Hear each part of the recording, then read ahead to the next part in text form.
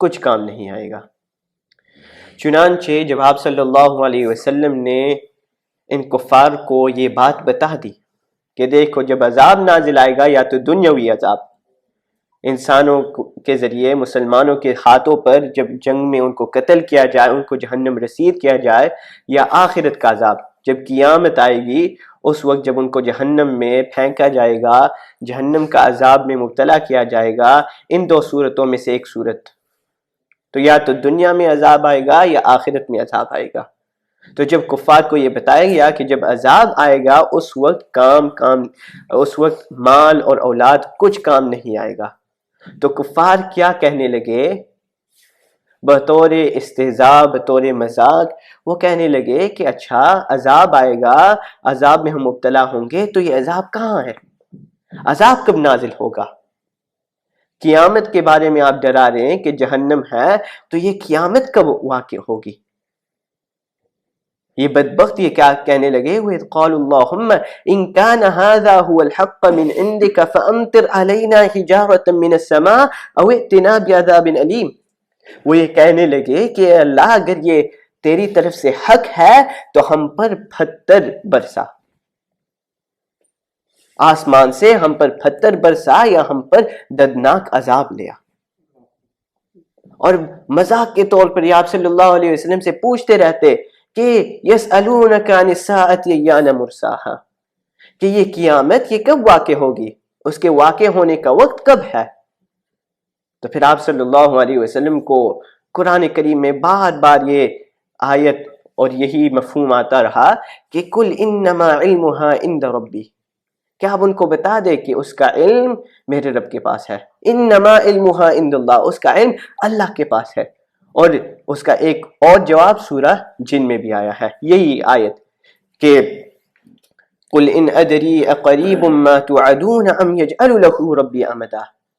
اللہ سبحانہ و تعالی حکم دے رہے ہیں کہ یا محمد مصطفیٰ صلی اللہ علیہ وسلم آپ کہہ دیجئے کہ میں نہیں جانتا کیا قریب ہے وہ جس سے تمہیں ڈرایا جا رہا ہے، یا میرے رب نے اس کے لیے ایک دراز وقت مقرر کیا ہے، بعد میں آئے گا، ابھی آئے گا، بعد میں آئے گا، مجھے معلوم نہیں۔ اس کا تعلق کس سے ہے؟ غیب سے ہے، اور اس کا جاننے والا صرف اللہ رب العزت ہے۔ چنانچہ اگلی آیت کیا ہے سورہ جن میں، جس کی ہم تفسیر سن رہے ہیں، عالم الغیب فلا یظہر علی غیبہ احدا، کہ اللہ سبحانہ و تعالی عالم الغیب ہے، غیب کے جاننے والے ہیں، بس وہ اپنے غیب پر کسی کو مطلع نہیں کرتے۔ الا من ارتضی من رسول، مگر وہ رسول جس کو اللہ رب العزت پسند کرے، جن کو اللہ سبحانہ و تعالی منتخب کرے۔ یعنی آپ صلی اللہ علیہ وسلم نے یہ بتا دیا کہ قیامت کب واقع ہوگی، یہ غیب کے امور میں سے ہے، اور میں عالم الغیب نہیں ہوں۔ ہاں، عالم الغیب کون ہے؟ اللہ رب العزت ہے۔ اللہ سبحانہ و تعالیٰ جانتے ہیں کہ قیامت کب واقع ہوگی، کس سال میں واقع ہوگی، کس تاریخ پر واقع ہوگی۔ اللہ کو معلوم ہے کہ کس گھڑی پر واقع ہوگی، میں نہیں جانتا، کیونکہ یہ غیب کی باتوں میں سے ہے۔ اللہ عالم الغیب ہے۔ ہاں، اللہ سبحانہ و تعالیٰ انسانوں میں سے، فرشتوں میں سے چند خاص لوگوں کو منتخب کرتے ہیں اور ان پر غیب کی بعض باتیں کھول دیتے ہیں، ان کو غیب کی بعض باتوں پر مطلع کر دیتے ہیں۔ اور یہ اس کی حکمت کیا ہے کہ اللہ سبحانہ و تعالیٰ اپنے خاص الخاص بندوں کو غیب پر مطلع کرتے ہیں، لِيَكُونَ ذَلِكَ دَالًا عَلَى نُبُوَّتِهِ، تاکہ یہ ان کی نبوت پر ایک دلیل بنے۔ اور ایک مثال میں دے دوں تاکہ یہ بات ہمارے ذہن میں بیٹھ جائے، کیونکہ یہ ہمارا بہت بڑا عقیدہ ہے کہ صرف اللہ رب العزت عالم الغیب ہے۔ تو ایک مثال میں دے دیتا ہوں کہ اللہ سبحانہ و تعالیٰ غیب کی بعض باتوں کو اپنے نبی پر کھول دیتے تھے تاکہ یہ ان کی نبوت پر دلیل بنے۔ ایک مرتبہ حضرت عبداللہ ابن السلام رضی اللہ عنہ، ان کے اسلام لانے کا واقعہ ہے کہ جب ان کو یہ خبر ملی کہ آپ صلی اللہ علیہ وسلم مکہ مکرمہ سے مدینہ منورہ تشریف لے آئے ہیں، ہجرت کر لی ہے، اور یہ ایک ایسے آدمی ہیں جو نبی ہونے کا دعویٰ کر رہے ہیں. اور حضرت عبداللہ ابن سلام رضی اللہ عنہ یہ کون تھے؟ یہ یہودی کے بہت بڑے عالم تھے، بہت بڑے عالم، تورات اور انجیل کے بہت بڑے عالم. ان کو معلوم تھا کہ ان کی کتابوں میں کیا کیا لکھا ہوا ہے، اور ان کی کتابوں میں یہ بات لکھا ہوا تھا کہ نبی آخر الزمان ضرور آئے گا، بلکہ نبی آخر الزمان کی صفات ان کی کتابوں میں موجود تھی. تو حضرت عبداللہ ابن سلام رضی اللہ عنہ نے یہ چاہا کہ میں آپ صلی اللہ علیہ وسلم کو آزماؤں، جانچوں کیا یہ حقیقت میں نبی ہے یا نہیں. چنانچہ جب آپ صلی اللہ علیہ وسلم آئے تھے تو اس وقت وہ اپنے باغ میں تھے، کچھ پھل نکال رہے تھے، لیکن بعد میں وہ آپ صلی اللہ علیہ وسلم کے خدمت میں حاضر ہوتے ہیں. اور جب وہ آپ صلی اللہ علیہ وسلم کی خدمت میں حاضر ہوتے ہیں تو آپ صلی اللہ علیہ وسلم سے یہ کہتے ہیں کہ میں آپ سے 3 سوال کرنے والا ہوں، 3 سوال کرنے والا ہوں، اور ان 3 سوالوں کا جواب نبی کے علاوہ کوئی نہیں جانتا، صرف نبی ان 3 سوالوں کا جواب جانتا ہے. وہ 3 سوال کیا ہے؟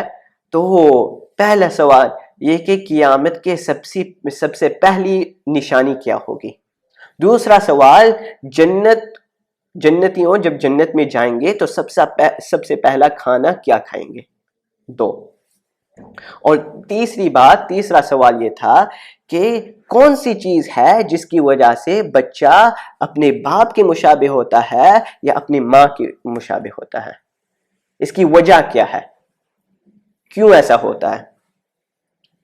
تو جنتیوں جب جنت میں داخل ہوں گے اور سب سے پہلا کھانا کیا کھائیں گے، اس کا تعلق کس سے ہے؟ غیب سے. آپ صلی اللہ علیہ وسلم کو اس کا علم کیسے ہو؟ آپ صلی اللہ علیہ وسلم اس سوال کا جواب جانتے نہیں تھے. لیکن اگر حضرت عبداللہ ابن سلام سے یوں فرماتے کہ لا ادری، میں اس سوال کا جواب نہیں جانتا، تو حضرت عبداللہ ابن سلام کیا کہتے؟ وہ تو پھر آپ صلی اللہ علیہ وسلم کو جھٹلا دیتے، آپ کے نبی ہونے کا انکار کر دیتے، اسلام نہ لاتے، دوسروں کو یہ کہتے کہ یہ نبی نہیں ہے. تو ایسا جواب دینا ناممکن تھا. تو کیا ہوتا ہے، آپ صلی اللہ علیہ وسلم ان کو بتا دیتے ہیں کہ میں اس سوال کا جواب نہیں جانتا تھا، لیکن اخبرنی بہن جبریل آنفا، ابھی جبرائیل امین میرے پاس آئے تھے اور انہوں نے مجھے ان چیزوں کا جواب بتا دیا. ابھی آئے، آپ نے سوال کیا تھا اس وقت مجھے ان چیزوں کا جواب معلوم نہیں تھا، لیکن ابھی فوراً جبرائیل علیہ السلام میرے پاس آئے اور انہوں نے مجھے ان کا جواب بتا دیا. لِيَكُونَ ذَلِكَ دَالًّا عَلَى نُبُوَّتِهِ، تو اللہ سبحانہ وتعالیٰ نے غیب کی بعض باتوں کو اپنے نبی پر مطلع کر دیا تاکہ وہ ان کی نبوت پر دلیل بنے. کوئی یوں نہ کہے کہ آپ صلی اللہ علیہ وسلم نے یہ پیشن گوئی کی تھی اور یہ پیشن گوئی کی تھی اور یہ فرمایا تھا کہ ایسا ہوگا اور ایسا ہو کر رہا ہے، تو اس کا مطلب یہ ہے کہ آپ صلی اللہ علیہ وسلم عالم الغیب ہے. نہیں، میرا بھی یہ عقیدہ ہے اور ہمارے سب کا عقیدہ یہ ہونا چاہیے کہ آسمان گر تو سکتا ہے، پہاڑ ریزہ ریزہ ہو سکتا ہے، سمندر خشک ہو سکتا ہے، چاند اور سورج اپنے نور کو کھو جا سکتا ہے، لیکن آپ صلی اللہ علیہ وسلم کی بات کبھی جھوٹی ثابت نہیں ہو سکتی ہے. یہ ہمارا عقیدہ ہے. تو یہ جو آپ صلی اللہ علیہ وسلم نے پیشن گوئی کی ہے، ہم سب کا عقیدہ ہے کہ وہ ہو کر ہی رہے گا.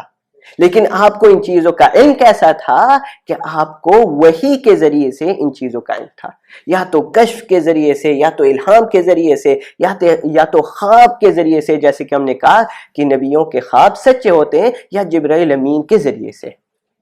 تو یہ جو آپ صلی اللہ علیہ وسلم کو معلوم تھا، اس کو علم غیب نہیں کہیں گے، اس کو اخبار غیب کہیں گے، اس کو انباء غیب کہیں گے.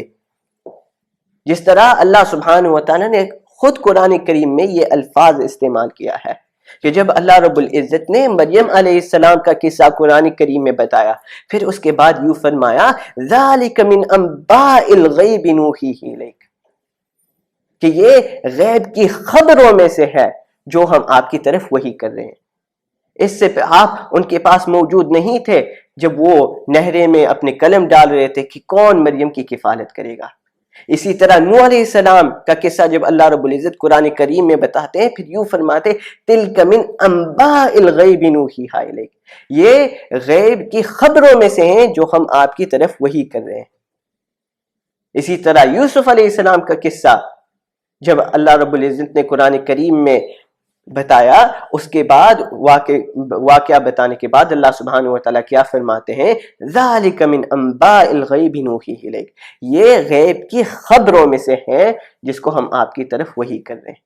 آپ ان کے پاس موجود نہیں تھے جب انہوں نے اپنے معاملے پر اتفاق کیا اور اس حال میں کہ وہ مکر کر رہے تھے۔ تو اللہ رب العزت نے انباء غیب اور اخبار غیب اور علم غیب میں فرق یہ ہے کہ علم غیب اس کو کہتے ہیں جب بغیر کسی وسیلے کے، بغیر کسی واسطے کے آدمی کو علم ہو، اور اخبار غیب، علم غیب یہ وہ ہے جب کسی واسطے سے معلوم ہو۔ تو آپ صلی اللہ علیہ وسلم کو یہ غیب کی جو علم تھی یہ واسطے سے، یا تو خواب سے یا تو جبرائیل امین سے، یعنی اللہ رب العزت نے ان کو بتایا، اور ہم تک بھی یہ بات پہنچی ہے، یہ اخبار غیب ہے۔ تو اخبار غیب میں اور علم غیب میں بہت زیادہ فرق ہے۔ تو پھر بعد میں کوئی یہ نہ کہے کہ آپ صلی اللہ علیہ وسلم کو کیسے یہ تمام چیز معلوم تھی، تو اس کا جواب صاف ہے کہ آپ کو وحی کے ذریعے سے معلوم تھا، اور عالم الغیب صرف اللہ رب العزت کی ذات ہے۔